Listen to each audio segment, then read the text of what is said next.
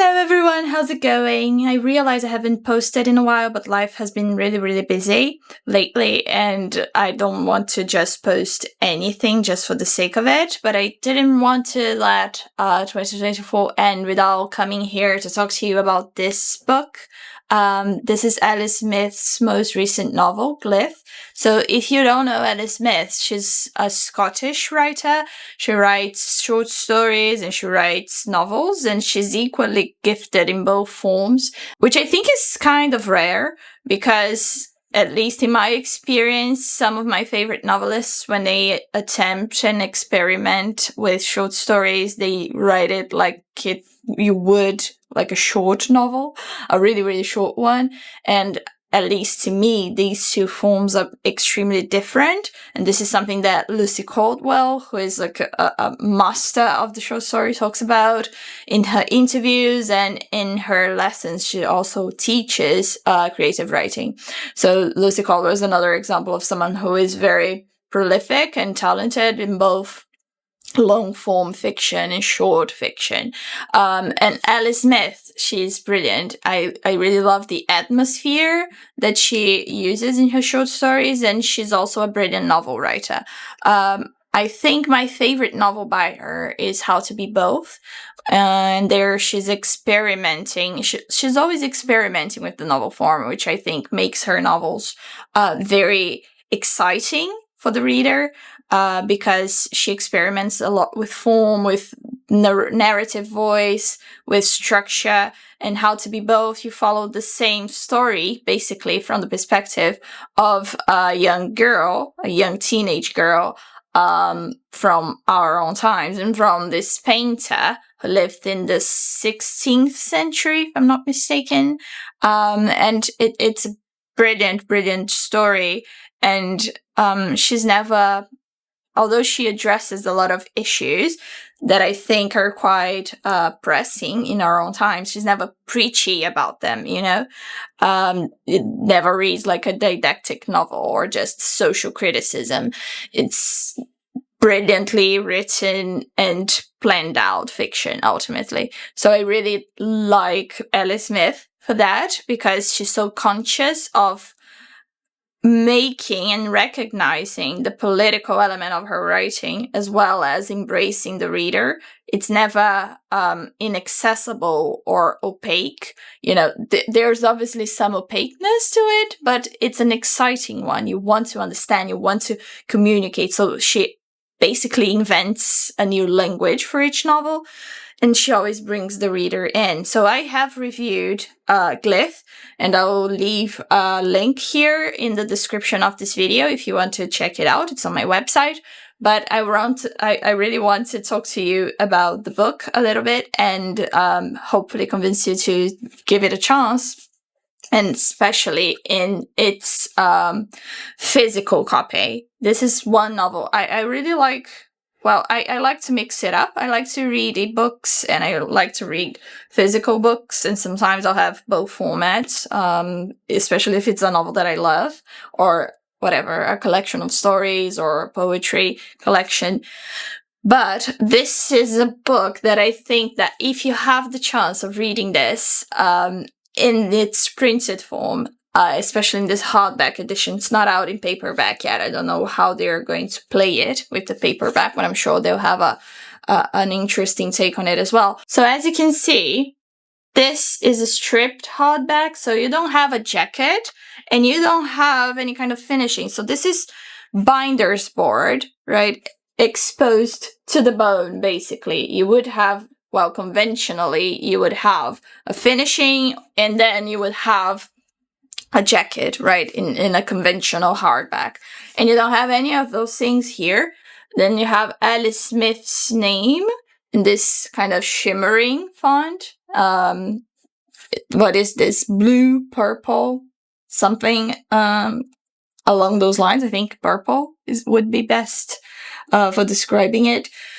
the title of the novel and a very short blurb, which I'm very thankful for, because I think we have too many blurbs on covers and back covers these days. Sometimes you won't even have like a summary of the story, just have a lot of blurbs. So you have a very short blurb by The Observer. Alice Smith's novels soar higher every time. And I have also a sticker here, because this is a signed copy from Waterstones, which you can see here.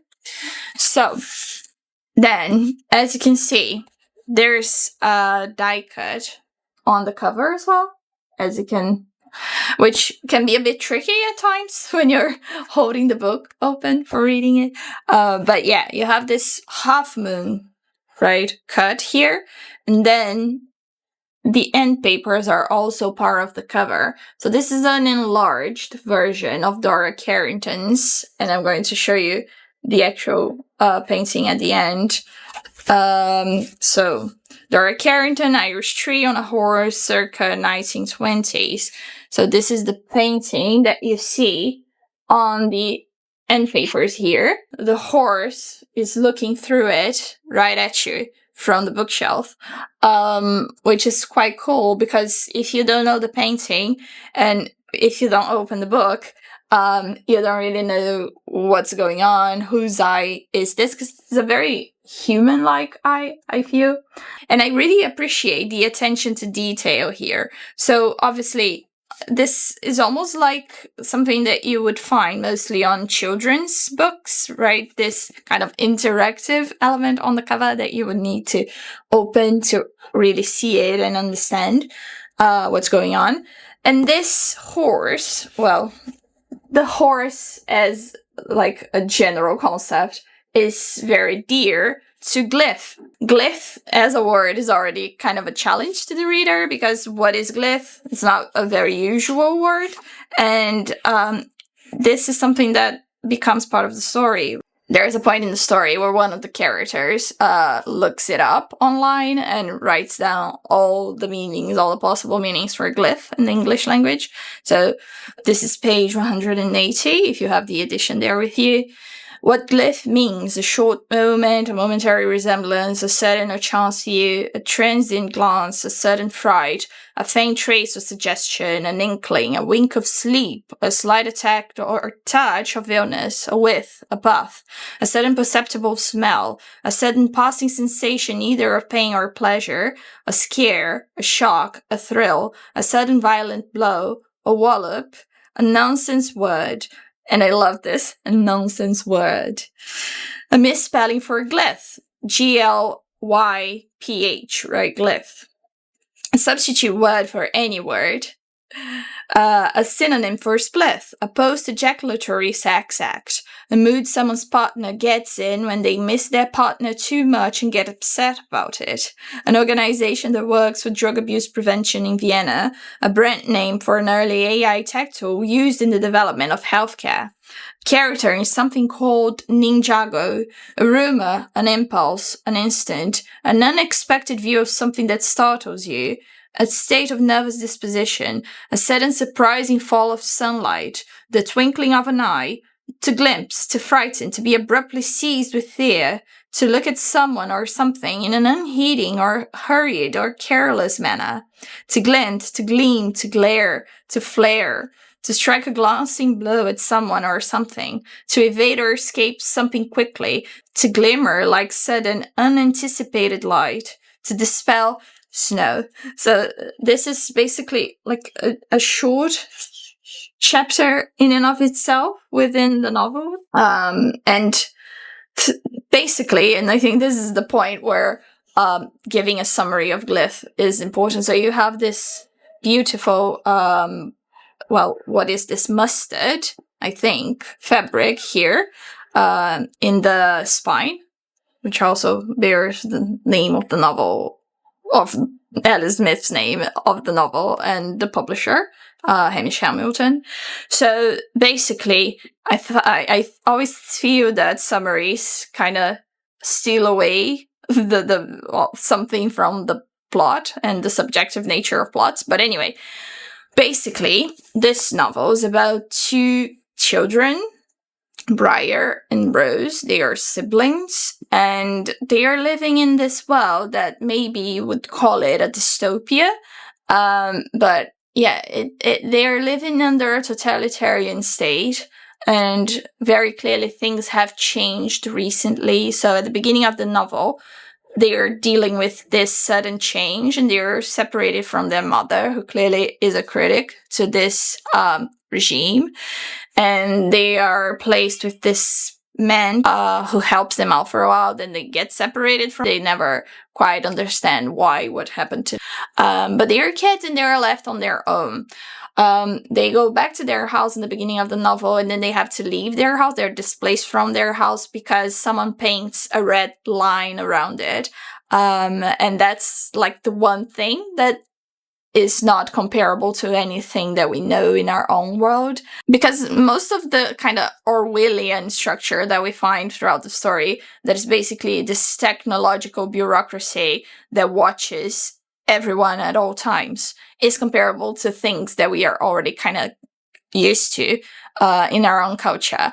And so they paint this red line around their house, and soon they learn the name of the machine that does the painting. There's called a superabounder. It's a word, a name made up by Alice Smith, also a brilliant one. This is something that one of the reviewers that I linked in my own review mentions, that she's very careful in this kind of world building without giving it, I don't know, explaining it away too much. So they paint the red line around their house, and they soon realize that this is happening a lot throughout the country, and that the people that have that line painted around their homes are the unverifiables, and these children are unverifiables. You have to be verified, basically, to have a place in that society, and you have something like a watch that reads everybody's information. And if they're not verified, these people would know and would, well, presumably report them. So we basically follow these two children, Briar and Rose, and Briar is the narrator, and they always refer to Rose as my sister throughout the story. And so we follow these two siblings throughout this, well, whirlwind of displacement and worry and missing their mom. And they find this horse, and at one point, right, Rose, she is enchanted by this horse, and she decides that they need to buy said horse, and they never finish paying for it. But the horse falls in love with Rose as well, and will only listen to her authority. And a lot of what goes on throughout the story has to do with this particular horse, but also with other metaphorical and fictional horses. So we hear about Stubbs and the painting, right? So this is right after we've been hearing about the UVs. At this point, we don't really know what UV is. It's non-verifiable. We had this short chapter dedicated to the horse, basically, and the enchantment of the horse. And I've been writing a lot about horses lately, I think, because I was so influenced by this, but also because coincidentally, I've been obsessed about that series of paintings on The Lion and the Horse by Stubbs, and they get mentioned here. So let's read this excerpt. This is page 110. Every classic old horse story I've ever chanced upon in this brave new unlibraried world deals with the bloodiness of humanity to the other creatures as well as each other, and more often than not ends in dutiful sadness, as if the story, not totally broken, is at least broken in. And this is brilliant because it's basically, this could be a summary for Glyph, for the novel itself. Fast forward a few days, it was an extremely hot day. It was still April. The week before it had been so cold that it sometimes needed buttoned-up duffel coats on inside the house. This week, the temperature veered between 40 and 45 degrees. So we were being wise and keeping cool by standing in the shady assembly hall at the center of what was once St. Sacoban Sixth Form College. We were looking up at a picture, black and white and grey and huge, hanging on the wall high above the hall stage. Beneath it, generations of young people would have said their prayers, done their exams, sung their school songs. The picture was of a white horse in front of a cave. The horse was reversing so fast away from something frightful, it seemed that its mane and tail were flowing unnaturally forward, almost horizontal, like a freak wind was blowing them. Beyond it, emerging from the dark, a lion. The lion was turning towards the horse, us. It seemed to be looking past both the horse and us below it, looking up at it. The horse was lightning white, all electricity. The lion was calm, dark, massive-pawed, dripping surreptitiousness. The horse dismayed, the lion shifty. Below the horse's hooves, scattered outside the stony entrance to the dark shape of a cave, were rocks, plants, flowers. Some of the plant leaves looked like amputated human tongues. We were standing with Juliana Youssef, one of the people who lived in this building.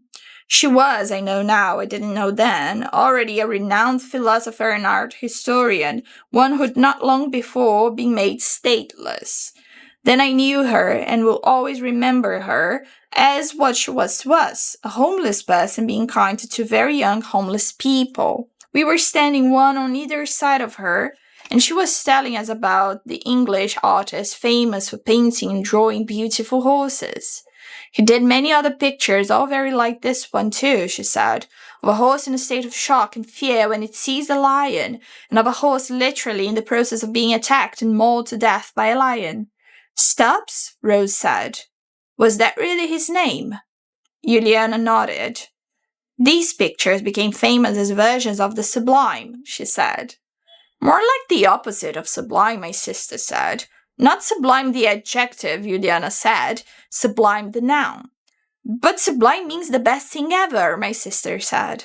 When you add a the, Juliana said, to turn sublime into the sublime, it means you are seeing or experiencing something so shockingly awe-inspiring that your thoughts are raised to a spiritual plane of understanding, closer to an understanding of God or the gods.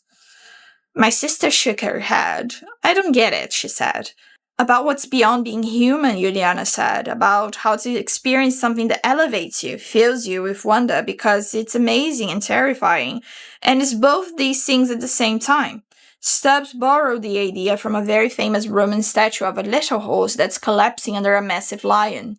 The lion in the statue is right up over the little horse's back, biting and clawing to its side. It's meant to be an allegory for accepting your own defeat as inevitable and accepting it gracefully. Though really, it's an allegory for how you're meant to give in to the might of the empire, Mama Roman, the lion. And so on. I saw it once, and it's a very beautiful, very terrible statue, both. And somewhere I read that the Romans liked to stand people next to that statue to announce to them that they were being condemned to death, to help them accept their fate. Like saying, look, it happens to the best of the horse. And I can also tell you exactly how Stubbs got the look of fear that you can see in this picture into all the pictures he made of horses with lions threatening them. How? My sister said. He did it by standing a very nervous thoroughbred in a yard, a very beautiful horse like this one, and tethering it tightly to a ring in the wall so he couldn't move very much. Then he paid a stable boy to sweep the yard near the horse, and to do it with a brush that had a very wide head and a very long handle, to sweep closer and closer to the horse's feet, increasingly aggressively, until the horse was wild with fear and pulling like mad against the tether, at which point he sketched it. What a total outright cheat, my sister said. Oh, but you can cheat the sublime, Juliana said. Yeah, well, there must be other sublimes, my sister said. Oh, there are, Juliana said. Astonishing, beautiful visions of nature so awe-inspiring that they look supernatural. A blood-red sun in a storm, someone standing on a rock at the top of a mountain watching clouds roar beneath him like a wild sea. Volcanoes spilling their deep red lava into darkness. But they're always dark, these images, and always about both dark and light, and they're always unsettling. Because if you aren't unsettled, then there'll be no sublime. Well, I want a new sublime, my sister said, a different sublime. Do you now? Juliana said. I'll be both sublime and the sublime, my sister said. Will you now? Juliana said. I'll be the horse that pulls that ring right out of the wall and tosses it about in the air on its tether. I'll be the horse chasing the stable boy to bite him in the back with my big horse teeth for scaring me because someone told him to or paid him to. And then I'm off after the painter to shove his easel over in his water jar and crush his paints and his pencils under hoof and kick him all the way out of that yard for scaring me for such stupid reasons with a stupid brush, my sister said. Juliana put one arm round my sister and the other arm round me. Meanwhile, what was I doing? I was standing silent as if my own tongue had been cut loose from its roof and fallen, a too thick leaf on the floor of my mouth. I'll stubs out, my sister was saying. I don't think any of us get to tell the sublime what to do, Rose, she said. Pfft, my sister said. So this is a brilliant chapter. Then there are so many great passages that I would like to share with you. But I think you really need to read this book on your own. And as you can see, Oh Brave New World, it has such people in it. So there's a passage, I think this is on part 3, where you have these titles, which, I mean, they are variations of Brave New World with letters, some letters missing. And obviously they form other titles. So, for instance, Brave New World and whatnot. And, well, there will be a point later in the novel where Briar will have to make a choice to benefit from this state of things and of being somehow, well, having ended up in a privileged position or abandoning it. And it's a very hopeful novel, I think. Although, I mean, it could be seen as pessimistic in the sense that, it embraces and recognizes the fact that we are already kind of living in dystopia. We are already living in this nightmarish world. But the ending is very hopeful, and I think it reaffirms that human beings will look for freedom instead of just subjecting themselves to whatever regime or, I don't know, state of affairs at the end of the day. There will always be at least some people who will do the right thing and pursue freedom. So, yeah, I loved this novel. As I said, this is not a review. It's just a recommendation. So if you have a chance, grab a copy of Alice Smith's Glyph and have a look and tell me what you thought afterwards. And there'll be a sister novel to Glyph. So there was, when we were reading the definitions together, one of them was a misspelling for Glyph, Glyph. So Alice Smith is publishing this other Glyph in September, if I'm not mistaken, 2025. So I'm looking forward to that. Alice Smith is brilliant in these kind of series of novels, right? We already have the Seasonal Quartet. So I don't know if it'll be the same characters or just, well, I'm just looking forward to reading it and seeing how it relates to this Glyph. That was my favorite read of 2024. So thank you for watching, if you stayed with me up to this point. And I hope you enjoyed this. And if there are any novels you would like to see me commenting on here, just let me know. I hope you have a great 2025. And I think that's it. See you soon.